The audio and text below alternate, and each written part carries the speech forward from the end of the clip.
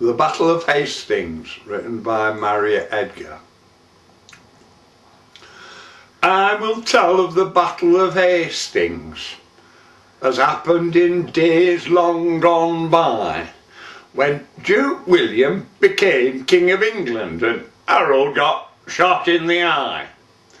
It were this way: one day in October, the Duke, who was always a toff, having no battles on at the moment, had given his lads a day off. They'd all taken boats and gone fishing, till one chap in Conqueror's ear said, "Let's go and buck breeze up Saxons." Said, "Bell, by gum, that's an idea." And turning around to his soldiers and raising his big Norman voice, he said, "Hands up, who's coming to England?" That was swank, 'cause they hadn't no choice. They started away at about tea time. The sea was so calm and so still, and at 10:15 the next morning they arrived in a place called Bexhill. King Harold came up as they landed, his face full of venom and hate. He said, "If you've come for regatta, you've got here just 6 weeks too late."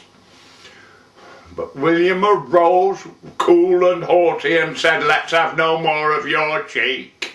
You best get your throne reupholstered.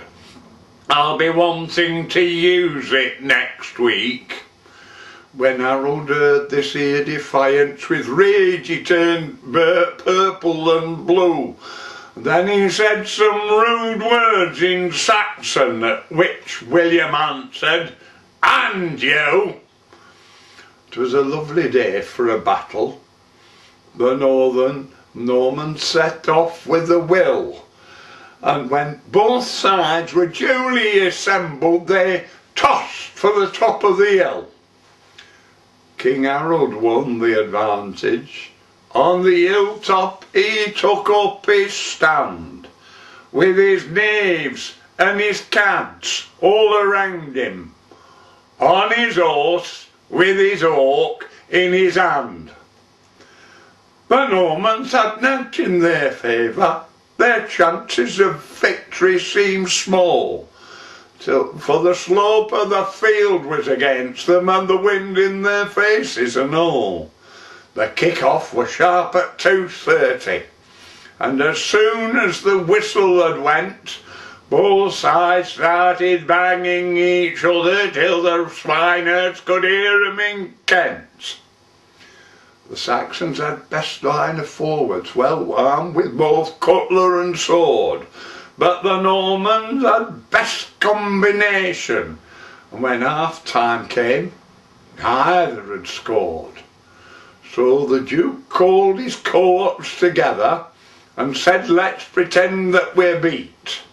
Once Saxons are down on the level, we'll cut off their means of retreat." So they ran, and the Saxons ran after, just exactly as William had planned, leaving Harold alone on the hilltop, on his horse, with his hawk in his hand. When William saw what had happened, a bow and an arrow he drew, he went right up to Harold and shot him. It was offside, but what could they do? The Normans turned round in a fury and gave back both parry and thrust, till the battle were all over by shouting, and you couldn't see Saxons for dust. And after the battle were over, they saw Harold, so stately and grand, sitting there with a eye full of arrow, on his horse with his hawk in his hand.